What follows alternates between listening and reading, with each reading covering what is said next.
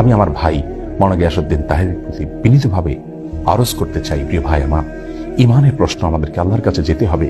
আমরা অন্য যাই করি না করি, অন্তত ইমান হারা হওয়ার মতো কথা, শিরকে আকবর হওয়ার মতো কথা থেকে আমাদের বেঁচে থাকা উচিত। আল্লাহ রাব্বুল আলামিনের ভয়ে অন্তত আপনি তওবা করুন এবং আল্লাহর কাছে ফিরে আসুন এবং আপনার এই কথাকে আপনি প্রত্যাহার করুন। এতে আপনি আল্লাহর কাছে সম্মানিত হবেন, মানুষের কাছেও সম্মানিত হবেন ইনশাআল্লাহ। প্রিয় দর্শক, মাওলানা গিয়াসউদ্দিন তাহেরের সাথে ব্যক্তিগতভাবে আমাদের কোনো বিরোধ নেই, কোনো বিদ্বেষ নেই, কোনো শত্রুতা নেই। আমরা কোনো আলেমের নাম ধরে সমালোচনা করার সম্পূর্ণ বিরোধী। আমরা কখনো কোনো আলেমের নাম ধরে সাধারণত সমালোচনা করি না। বিশেষ করে কোনো আলেম যদি এমন কোনো মত পোষণ করেন যে মতের সাথে আমি একমত নই, কিন্তু তার মতের সপক্ষে কোরআন হাদিসের কোনো দলিল তিনি এমনভাবে পেশ করেন যে কোরআন হাদিসের আলোকে তিনি সে মতটি পোষণ করেছেন, এটি তার একটা বুঝ, তার একটি গবেষণা, এমনটি হতে পারে, তাহলে সেক্ষেত্রে তার বিরুদ্ধে বিষোদ্গার করাকে আমরা সঠিক কাজ মনে করি না। কিন্তু গানে গানে এখানে মাওলানা গিয়াসউদ্দিন তাহের সাহেব যে কথাগুলো বললেন, আল্লাহর দন রাসূলকে দিয়া গেলেন আল্লাহ গায়েব হইয়া, আল্লাহর দন রাসূলকে দিয়া গেলেন আল্লাহ গায়েব হইয়া, রাসূলের ধন খাজা পাইয়া, রাসূলের ধন খাজা পাইয়া শুইয়া আছে আজমিরে, কেউ ফিরে না খালি হাতে, খাজা তোমার। গানে গানে এখানে তিনি যে কথাগুলো বলেছেন, এই কথাগুলো যদি একজন ইমানদার মানুষ বলেন, বিশ্বাস করেন, তাহলে তিনি সঙ্গে সঙ্গে বেঈমান হয়ে যাবেন, সঙ্গে সঙ্গে তিনি ইসলাম থেকে খারিজ হয়ে যাবেন। তার সঙ্গে আর একজন মুশরিকের, একজন হিন্দুর কোনো পার্থক্য থাকবে না যদি তিনি এই গানের কথা মানাকে বিশ্বাস করেন। কারণ এখানে সুস্পষ্টভাবে আল্লাহর সঙ্গে শিরকে আকবর হয়, বড় শিরক হয়, এরকম কথা রয়েছে। এখানে বলা হচ্ছে যে আল্লাহর ধন রাসূলকে দিয়ে আল্লাহ গেলেন গায়েব হইয়া।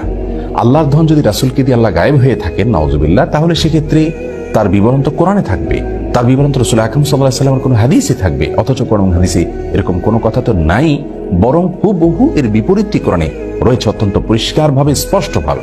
সূরা আনআম সহ কোরআন কারীমের 2 জায়গায় আল্লাহ রাব্বুল আলামিন বলেছেন তার রাসূলকে নির্দেশ দিয়ে, কুল লা আকুলু লাকুম ইনদি খাযাইনুল্লাহ ওয়ালা আ'লামুল গায়ব। হে রাসূল, আপনি বলে দিন মানুষদেরকে, আমি কখনো তোমাদেরকে এই কথা বলি না যে আল্লাহর ধনভাণ্ডার আমার কাছে আছে এবং আমি গায়েবও জানি না। দেখুন, এখানে আল্লাহ রাব্বুল আলামিন পরিষ্কারভাবে তার রাসূল সাল্লাল্লাহু আলাইহি ওয়াসাল্লামকে বলছেন, আপনি বলে দিন মানুষদেরকে যে আল্লাহর ধনভাণ্ডার আমার কাছে নাই। সুবহানাল্লাহ, কেমন যেন এই গানের খণ্ডনে আল্লাহ তাআলা আয়াত নাযিল করেছেন। গানের কথামালা সরাসরি কোরআনে কারীমের বিপরীত। তাছাড়া আল্লাহর ধন রাসূলের কাছে দিয়ে আল্লাহ গায়েব হয়ে গেছেন, আবার রাসূল সাল্লাল্লাহু আলাইহি ওয়াসাল্লাম একটা খাজা পায়া খাজা আজমিরে শুয়ে আছেন। এই যে শেষের অংশটা, সেটা আরো জঘন্য। কারণ আল্লাহ রাব্বুল আলামিনের ধনভাণ্ডার যেখানে রাসূল আকরাম সাল্লাল্লাহু আলাইহি ওয়াসাল্লামের কাছেই নাই, সেখানে খাজার কাছে কোত্থেকে আসবে? আবার খাজার তোর দরবারেতে কেউ ফিরে না খালি হাতে। এই যে কথা বলা হচ্ছে, খাজার দরবার থেকে কেউ খালি হাতে ফিরবে না। খাজা কি কাউকে দেওয়ার কোনো ক্ষমতা আছে?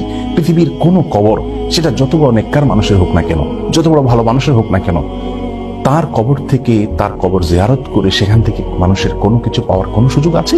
কোরআন হাদিস বলে, ইসলাম বলে, সেখান থেকে মানুষের পাওয়ার কিচ্ছু নেই। রাসূল আকরাম সাল্লাল্লাহু আলাইহি ওয়াসাল্লাম তার এক সাহাবীকে বলেছেন, ওয়াইজা সাআলতা ফাসআলিল্লাহ ওয়াইজা ইসতাআনতা ফাসতাইন বিল্লাহ। কিছু চাইতে হলে আল্লাহর কাছে চাইবে, কোনো সাহায্য চাইতে হলে আল্লাহর কাছে চাইবে। কোনো কবর, কোনো মাজার, এখানে কোনো কিছু চাওয়া যাবে না। প্রতিদিন আমরা সালাতের প্রত্যেক রাকাতে সূরা ফাতিহা তেলাওয়াত করে থাকি, সেখানে আল্লাহ আমাদের শিক্ষা দিয়েছেন বলার জন্য, ইয়াকা না'বুদু ওয়া ইয়াকা নাস্তাইন। হে আল্লাহ, আমরা আপনারই শুধু ইবাদত করি এবং আপনার কাছেই শুধু সাহায্য চাই। তার মানে সাহায্য আল্লাহ ছাড়া কারোর কাছে চাওয়া যাবে না। সেখানে খাজার দরবার থেকে কেউ খালি হাতে ফিরে না, সেখানে যে চাওয়ার জন্য আমাদেরকে নির্দেশ দেওয়া হচ্ছে, নির্দেশনা দেওয়া হচ্ছে।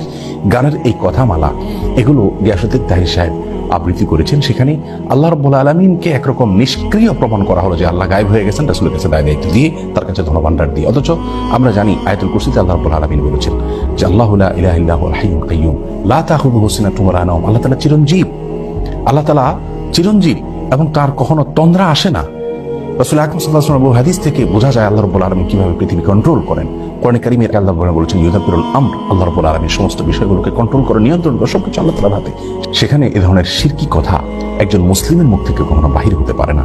একজন আলেম তো অনেক পরের কথা, একজন ওয়াইজ বা বক্তা তো অনেক পরের কথা। আরেকজন বক্তা তার পীরের কারামতি বলতে গিয়ে তিনি আল্লাহ রাব্বুল আলামিনের যে পাওয়ার, আল্লাহ রাব্বুল আলামিনের যে শক্তি, সেটা তার পীরের জন্য সাব্যস্ত করেছেন। আমি হযরত আলমের সামনে তো গোড়া কায়নাত আমার হাতের সামনে, এই জন্য আমি কোন বলে এটা ফায়াকুন হয়। আল-ইয়াযু বিল্লাহ। একজন মানুষের ঈমান হারা হওয়ার জন্য, কাফির হওয়ার জন্য একথা যথেষ্ট। একথা যথেষ্ট একজন মানুষ বেঈমান হয়ে যাওয়ার জন্য। আল্লাহ রাব্বুল আলামিনের ক্ষমতা হলো তিনি কোন বললে হয়ে যায়, এটা আল্লাহ রাব্বুল আলামিনের পাওয়ার। কোরআন কারীমের 8 জায়গায় আল্লাহ রাব্বুল আলামিন এই কথা বলেছেন বিভিন্ন ভাবে। সূরা ইয়াসিন আল্লাহ রাব্বুল আলামিন বলেছেন ইন্নামা আমরুহু ইযা আরাদা শাইআন আন ইয়াকুলা লাহু কুন ফায়াকুন।